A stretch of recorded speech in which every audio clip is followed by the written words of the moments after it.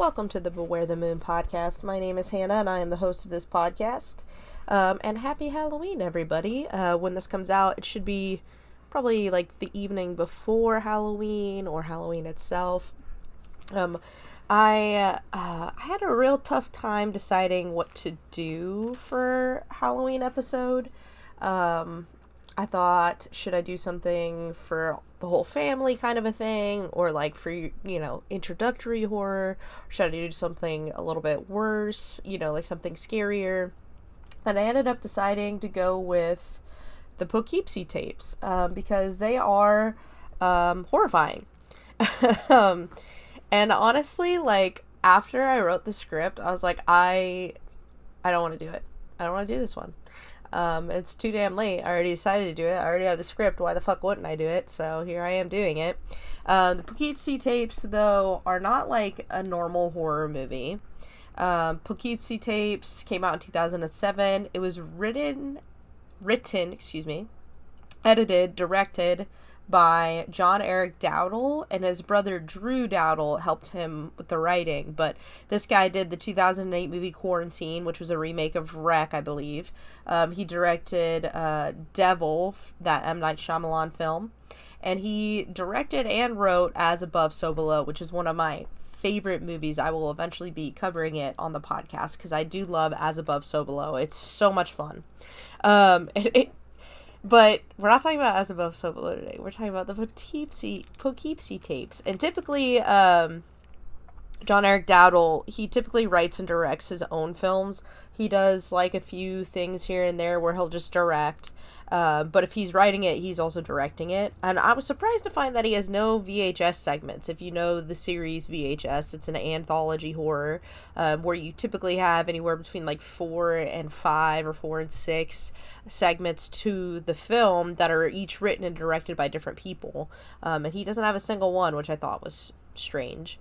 So the other thing about the Poughkeepsie Tapes, you might not have heard of them. Because like I said, John Erick Dowdle, he's not typically well known. I know him because I remember when Quarantine came out. I remember when Devil came out. I loved As Above, So Below. So like those are things I'm all very familiar with. He has other writing credits to his name as well, but they're not like huge hits. This isn't a Joss Whedon situation, but that said, he works with a lot of the same actors. So Stacey Chbosky, she plays Cheryl Dempsey, and Ben Mesmer, he plays Edward Carver, which is the name they give to the serial killer. I don't think it's his actual name, but it could be. And I know you probably just heard serial killer for the first time and you're like, wait, what? Yeah, that's what this movie's about. It's about a serial killer. It's kind of like a mockumentary / found footage, because it's about the FBI trying to catch this serial killer who documents his misdeeds. And so basically it cuts back and forth between this film crew interviewing, news reporters, FBI people, that sort of thing, and actual tapes, like actual clips from the tapes themselves.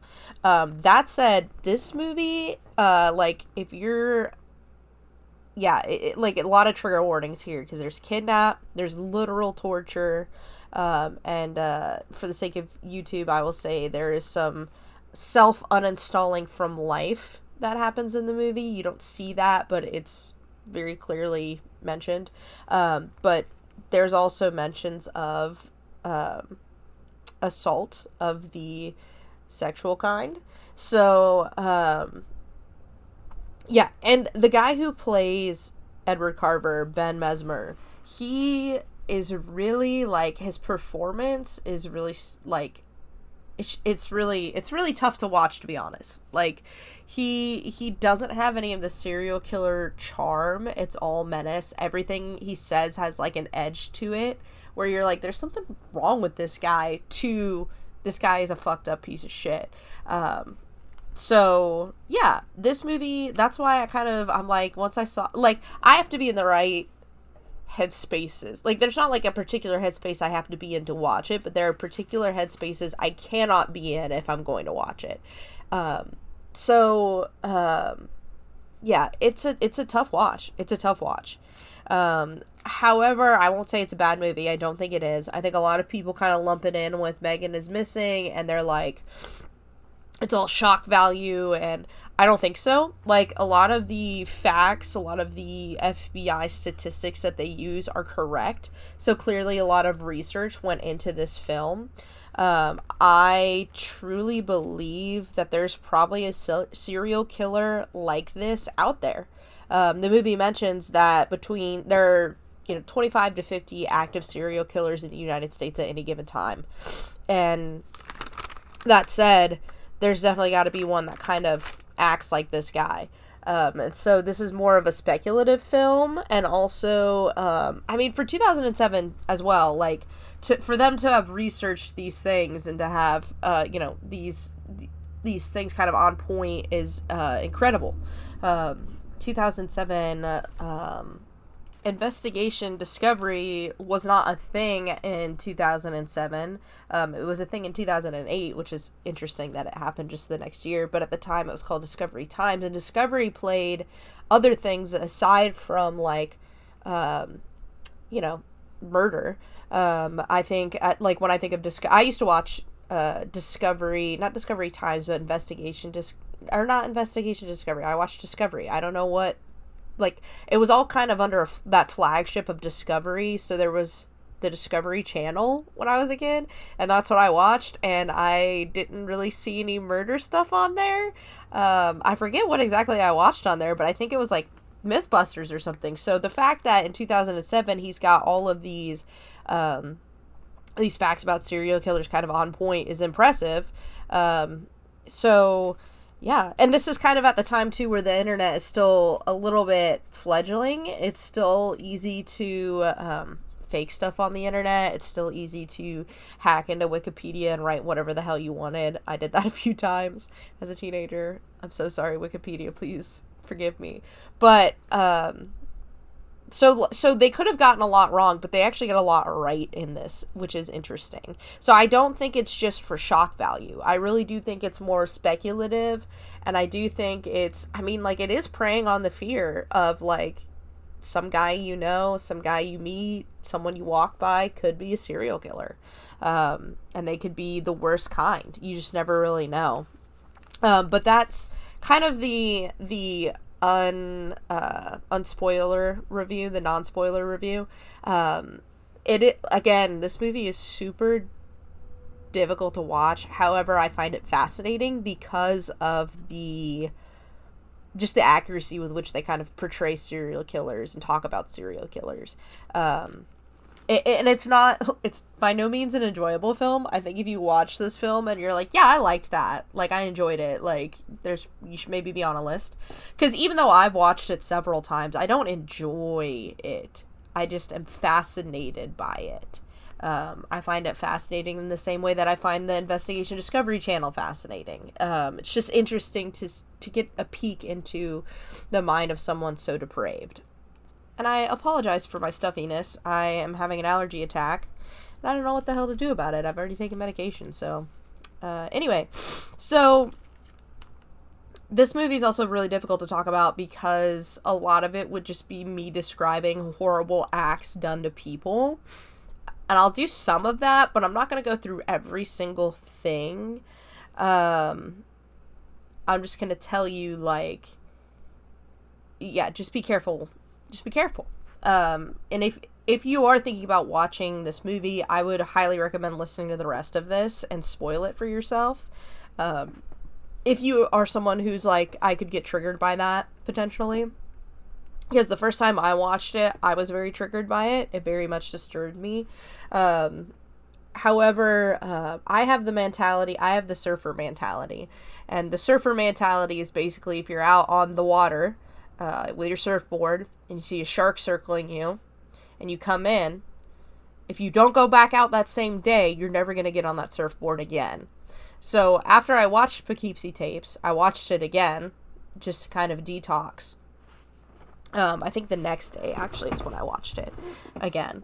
But it doesn't mess with me as much as it did that first time. But this movie is still, like I said, it's very disturbing. Very, very disturbing. So if you're looking for something spooky to watch this Halloween, this would be a good one if you want to be disturbed. I should also say another reason I don't think this movie is just pure shock value is because it could have been way more graphic than it is. Honestly, it cuts in places that you're like, oh, thank God they cut there. Praise Jesus. Like, I could not have handled watching that whole thing go down. So, so time for the spoilers. Buckle up, Buttercup. We're going in. So we open with Cheryl's funeral. Who is Cheryl? I will explain. A cop says that Cheryl's case is probably the most disturbing thing he's ever found. And as he's saying this, we see footage of a body being exhumed at night. And so this is a setup for what's coming at the end of the movie. This is kind of the bookending of the story. So someone explains that the Poughkeepsie Tapes are basically these tapes that this lady, she was like, yeah, I had a tenant who lived here for many, many years. The cops swatted the place because they believed that a serial killer lived here, and he had left tons of tapes. This is kind of continuity, because I don't think she even mentions the SWAT and everything. I think she says she finds these tapes, which is not true. At the end, we find that it was the cops swatted the place and found these tapes, which could be continuity error, or a lot of times people will just make things up in situations like this to gain more fame, to gain more screen time, to get 15 seconds, you know? So I don't necessarily even see it as a continuity error. I just see it as like a person doing what people do in situations like this. And they use it as an opportunity, unfortunately. So this lady explains, yeah, these tapes were all found in my house that I was renting to this guy. And this guy who clearly he works for the police, he talks about how he had to watch over 200 hours of this footage that this serial killer left behind. And the serial killer literally left behind footage of him assaulting people, torturing people, unaliving people. And I was like, that job has got to be the hardest job ever. Because for the sake of, like prosecuting and things like that, someone has to look at all of that footage, and they have to basically write notes on what's going on in the film, which is horrifying and disturbing. But that's literally what happens with child pornography, with murders caught on tape. Like, someone goes through and they kind of just list out what's going on in that tape. And so this guy, his job is a real job. And I feel very, very, very sorry for whoever has to do that job. That's insane. And this movie, after watching it some, like I said, I do enjoy investigation discovery, and I just find these depraved minds fascinating. And so I've watching this and knowing what I know, it's very Lynn and Lake coded, is what I said. So like Clove Hitch Killer is very Dennis Rader, BTK coded. Very much is based off of him. I think this is very much based off of Lynn and Lake, which were a serial killer duo who worked in California, and basically they did the same thing this guy does. Like, this guy is very opportunistic. If there's as long as there's a woman involved, he'll take the chance. So he kidnaps men and women, will kill off the men, and then do whatever he wants with the women. And that's kind of how Lynn and Lake were. And Lynn and Lake are their last names. And Lake actually swallowed a cyanide pill. They caught him for something stupid that his partner did. His partner had stolen like a wrench or something from a convenience store, and then Lake was like, you can't be doing that shit, like we could get caught. So he went to go pay for it, and they took him in for questioning, and he was like, yeah, can you just go get me a thing of water, I'll tell you everything. And when they came back, he was dead. Because he had swallowed a cyanide pill, because he had sewn a cyanide pill pocket into like the sleeve of his shirt or something. It's crazy. So Lynn took the fall for everything. Lake never faced the justice system. But yeah, that's kind of what this guy's vibe is. We see that they mention, like I said, 25 to 50 active serial killers in the U.S. alone. That's only in the U.S. And other countries, like, it's so weird because there's this weird like belief that America is the serial killer capital, like we have the worst serial killers, but actually other countries do have them, and they're just as bad. Like, I don't, like, it's boggling to me to say that, like, we have it the worst here, because we really have it just as bad as everyone else. You know, I think about the Beast in Colombia. That's what his name was. His name was Louis something. Wendigo does an amazing serial killer iceberg. Go check that out if you want more information on this guy.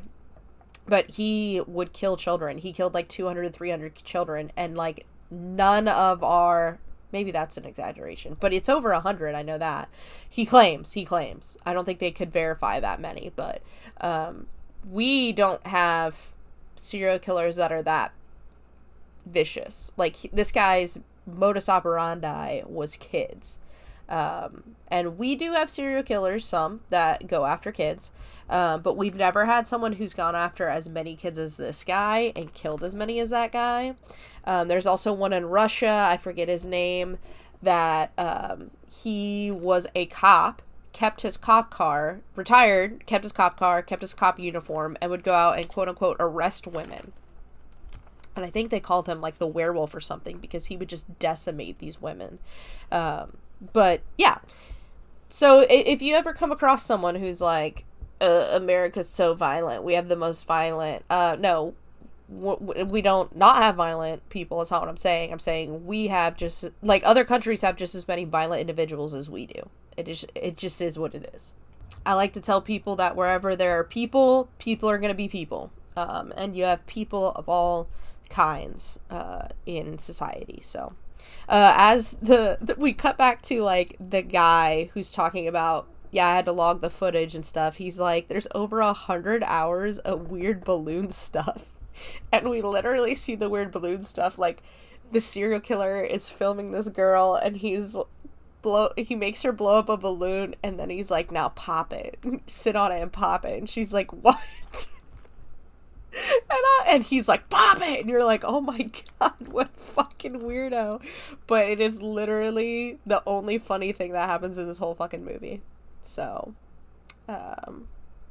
yeah. So then we see, like, we cut to this FBI instructor teaching a class, and he kind of warns them, like, he's like, if there's one thing I've learned about teaching this class, it's that, you know, this class either makes you or breaks you. Like, there's a lot of evil stuff in this world. There's a lot of bad things in this world and bad people, and you have to decide whether you want to surround yourself with those bad things and those bad people for the rest of your professional life or not. And so we get the first tape of this killer. And chronologically, it is number 1, and it's also the first known killing. And they kind of speculate, like, maybe he went through something tough at this time, and that's what made him snap.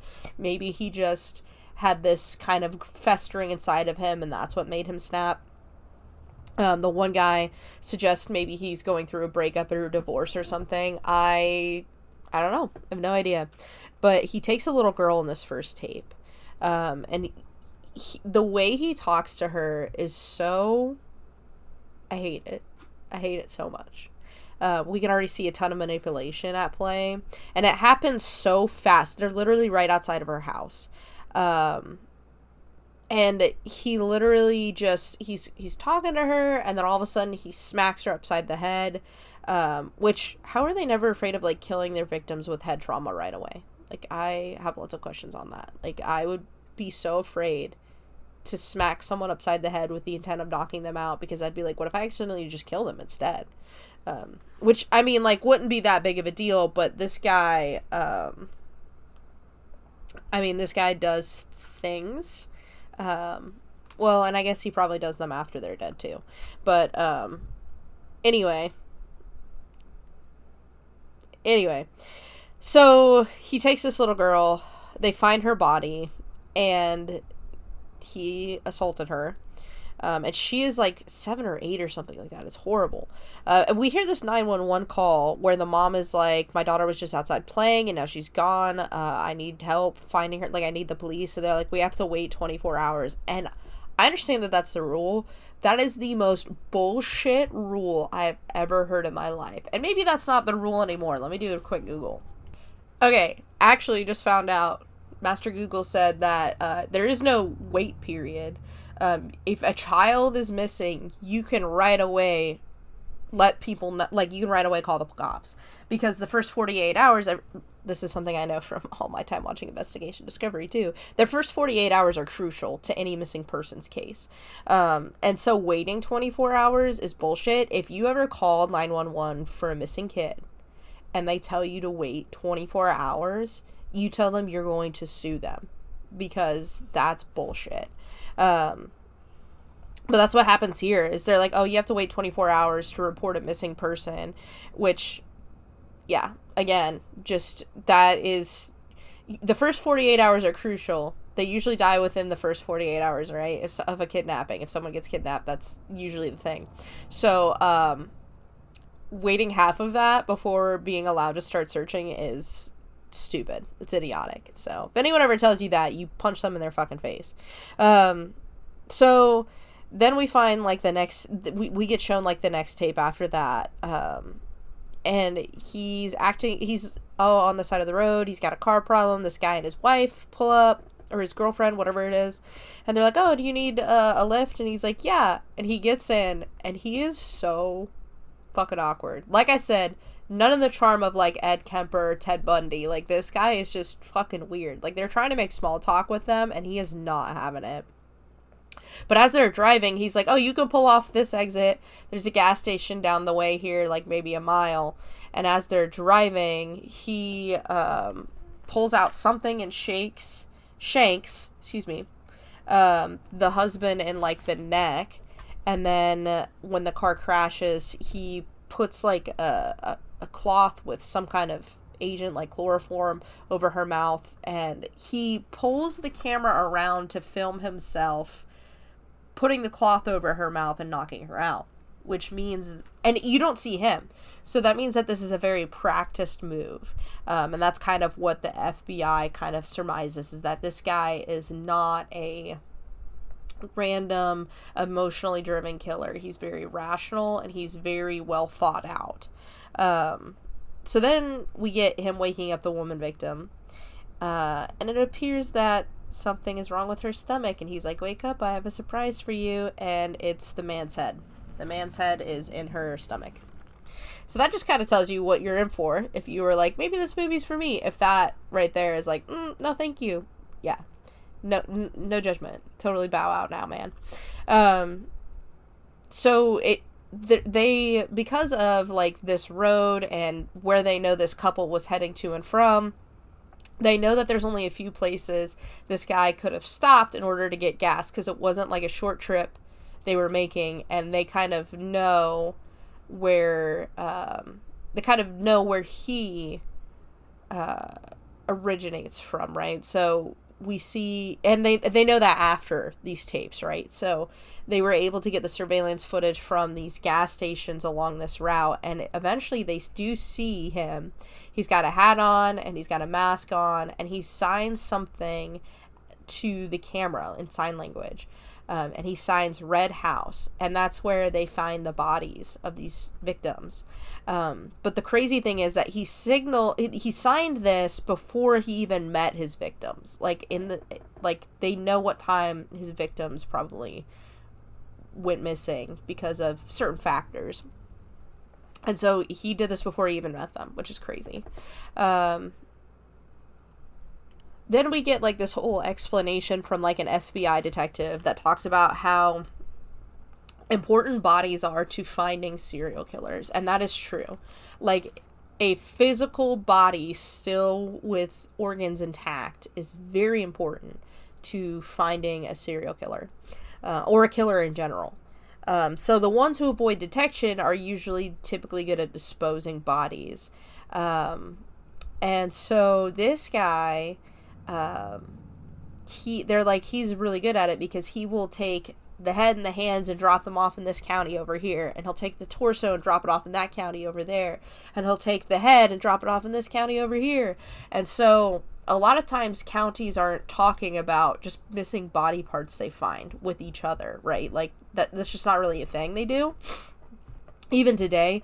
And this part is very inspired by Ted Bundy, I think, because Ted Bundy would do the same thing, which is how he avoided detection for so long. He would put different body parts in different counties, and so not having the full body is a big issue, right? And then on top of that, by the time they figure out, well, we have a torso and you have a head, maybe they're related, it's hard to prove that they're related. And by the time you're done proving they're related, the bodies have decayed even further. And so you still don't have a cause of death for them, which is just making your case harder and harder. And that's why it's so important to have, like, the full body, right? Like a fresh full body, because it just helps you determine what actually killed this person. And so one of the things that they talk about too in the movie, I don't know exactly where, the detective teaching the class talks about how he was talking to another serial killer, and this serial killer said that if it's a sexually motivated crime, what you need to do is, when you find a fresh body, don't do anything with it, stake it out for a couple of weeks, because that guy will return to that body even after it's dead for reasons. And they're like, the problem with the Poughkeepsie killer is that we've never found a body fresh enough. So now we get to Cheryl Dempsey. And Cheryl Dempsey was 19 years old. We see this guy stalking her. And then she's at home with her boyfriend. Her parents are gone for the weekend. And he decides to kill the boyfriend and take Cheryl.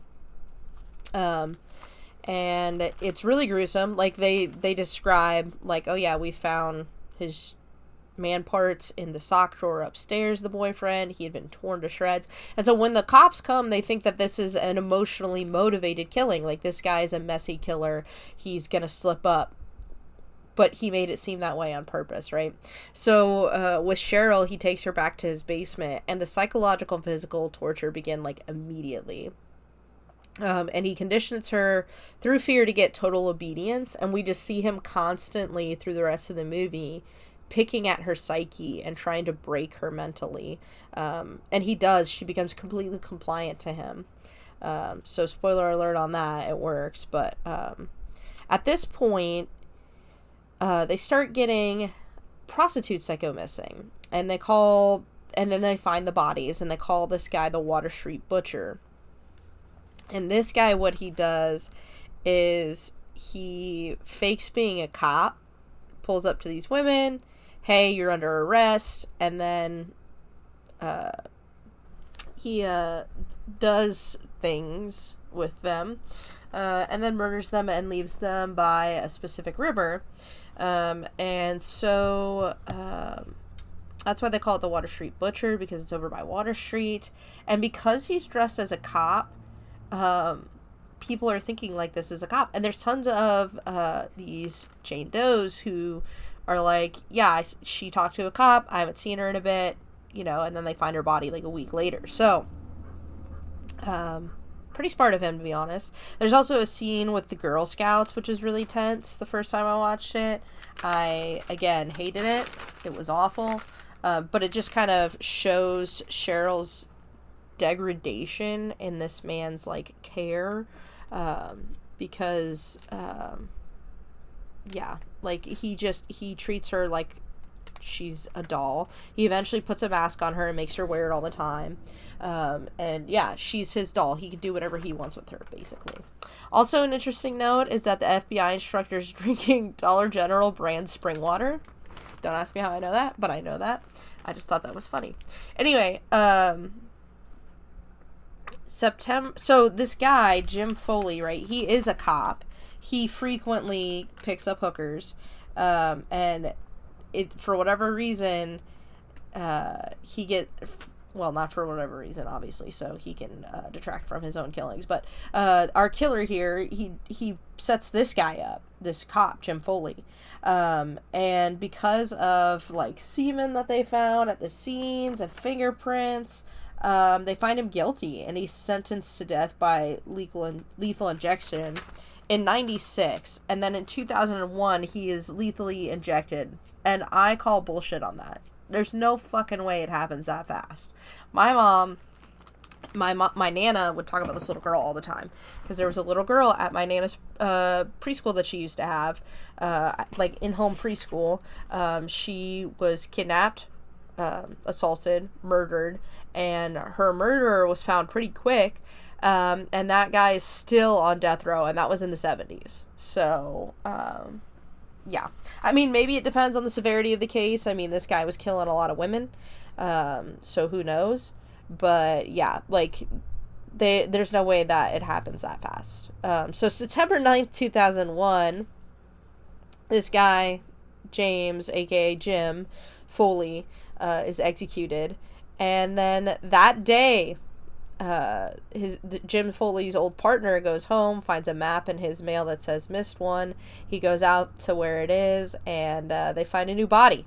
So they're pretty quickly able to determine that obviously this was a setup, that Jim was set up, that he's not really the killer. And 3 days later, they released a statement. But September 9th of 2001, 3 days later, that's, 2 days later, that's 9/11.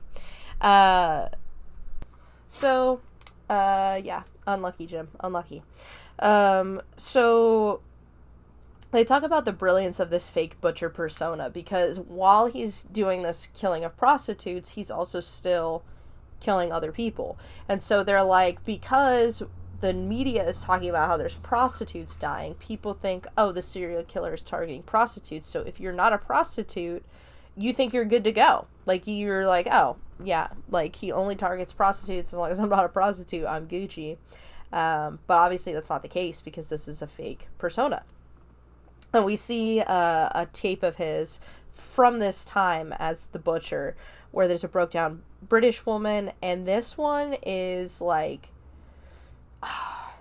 this one's really rough. This one's really, really rough. He's very, very mean to her. And he at some point, like, he says to her, like, he pulls over and he's like, oh, do you need help, ma'am? She's like, oh, yes, thank you, officer. And gets in, and he's like, so after she gets into the back of his cop car, he's like, why'd you call me officer? And she's like, well, I thought officers like that. And he's like, they do, but I'm not an officer. And so she goes really quiet. She's like, well, then what are you? And he's like, I'm a butcher. And she's like, that's not funny. And he's like, no, it's not. And he's like, haven't you ever heard about assumptions? They make an ass out of you and me, which I have used before. This is my first time hearing it, actually. It was in this movie. And I was like, that is a saying, and it is a saying for a reason. But, yeah. She's pleading with him. And he's like, here's what's going to happen. I'm going to pull over, and I'm going to force myself on you. Which he doesn't say it like that. He uses the word. And he's like, and if you were good, I'll let you go. And she's like, okay. And he's like, bullshit. You're not going to be good. Like, I don't believe you. And so, we see her end in the basement. And he says to her, like, honestly, I don't think either of us are going to want you alive for the things I'm going to do to you. And that is so unsettling. That's terrifying.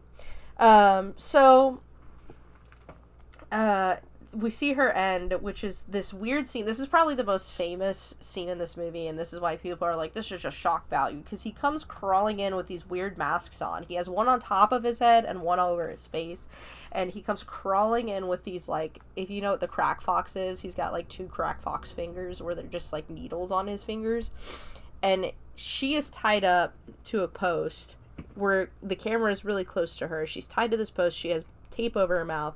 He takes these 2 needles and digs them into her throat, and we see blood coming out of her mouth, but it's not expelled because the tape is there, which I call bullshit on that. That tape would get wet, and then, yeah, maybe not quick enough, I don't know, but that's kind of what kills her. She drowns in her own blood.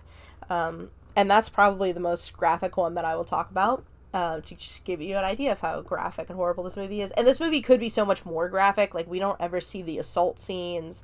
We don't ever see, like, too much of the torture. We see him cutting up parts and things like that, but it could have been way worse is what I'm saying. But I do think they kind of shy away from the worst stuff, believe it or not.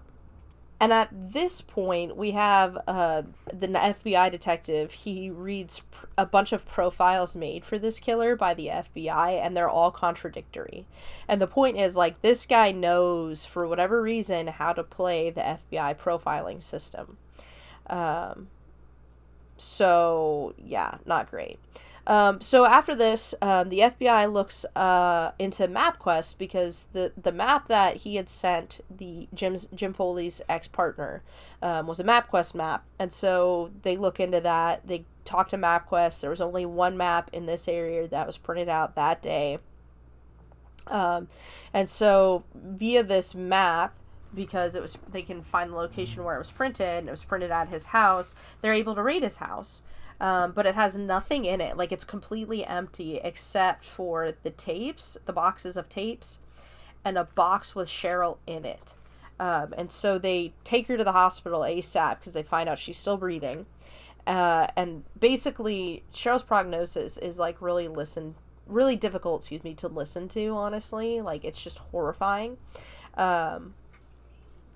But basically, she's kind of fucked up beyond repair, is, the basics. And then we see that they have an interview with Cheryl, and it's really sad because she's like, what do you want me to say? And they're like, you can say whatever you want. And she's just like, I don't know what to say. What do you want me to say? And so, like, it's just kind of displaying how mentally broken she is, and she cannot fathom doing things on her own anymore. She requires her master to kind of tell her what to do, which is really sad. And so as she's talking, there's this very jarring moment where she goes to scratch her head, and instead of a hand, it's a nub. And like, they don't warn you. It's just really jarring. It's very crazy. And then we see, after they're done with her interview, in which she says that, her master loved her, he'll come for her. 2 weeks later, she uninstalled herself from life, leaving a note declaring her undying love for her master. And so then, of course, we circle back to the beginning, where Cheryl's body's been stolen, and he's left one last tape. And they kind of end the movie with, like, yeah, we still haven't caught this guy. And the guy who logs the hours is like, they're all numbered, but there's 27 tapes that are missing. So what the hell was on those tapes? Like, he's like, were they just too personal? Were they too graphic? Were they just something he didn't want to give up? Like, as horrifying as it is, he's like, I kind of wonder. And then we end with one of the FBI dudes saying, there's one thing we can tell you for sure, we're going to be watching this. If this movie documentary you're making ever makes it to theaters, we will be watching as many theaters as we can to see who sees this movie the most, because there's no way this guy's going to be able to help himself. And that is pretty true of serial killers. They're very, very full of themselves, especially this guy, like the way they've built him up. But they kind of theorize, like, he probably has just moved on to a new town, is doing the same song and dance there. Yeah, that's kind of the Poughkeepsie Tapes. There's way more disturbing stuff than the stuff I went through, by the way. I didn't go into too much detail. To me, it's just one of those things where, go watch it if you want to watch it. If you want to see clips, Ryan Hollander has a video about this movie, and that'll show you some of the clips. I'm sure a lot of it's toned down for YouTube, obviously, for obvious reasons, but, yeah, like, this movie is one of the most upsetting movies I've ever seen, one of the most disturbing movies I've ever seen. Granted, I've never seen, like, a Serbian film and things like that, and I just wouldn't, because this in and of itself is, like, really tough for me. But I wanted to cover something that was more horrific, more gruesome than the stuff I usually cover, and it was between this and, like, Megan is Missing, and I've never seen Megan is Missing, but I've seen this dozens of times, so, not dozens, I've probably seen it a total of, like, maybe 8 times, but I'm like, I could definitely cover this. I don't know about Megan is Missing, so, yeah, that was Poughkeepsie Tapes. Thank you guys for listening. I appreciate you a lot. If you like this video, if you want to see more, if you have horror movies you want me to review, like, follow, subscribe, whatever. And links will be in the description below for all of this. But I'm on YouTube, Beware the Moon Podcast. I'm on Rumble, Beware the Moon Podcast. I'm on Substack, Beware the Moon Podcast. I'm on Twitter or X, whatever you call it, at Beware Moon. So you can just hit me up in any of those places, and if you have a request, let me know. But if you just really enjoy these, yeah, just give me a like, a follow, comment, show people you think would be interested in. Channel growth is always vital to keeping these things going. So another thing I want to plug real quick is I was actually on my older brother's podcast, Tolkien Pop. So he usually does episodes on Tolkien. Sorry, my dog is itching right now. I went over there and talked about the horror and Lord of the Rings and things like that. So I will link that in the description below as well. But thank you guys so much for listening. Liking, following. That stuff means the most. It really helps this channel a ton, and it helps me a ton, and it keeps me motivated to do these. So, yeah, and if there's anything you guys want me to cover, let me know. Until then, you guys be safe. Happy Halloween. Be careful out there. It's a great holiday. A lot of people use it for nasty things.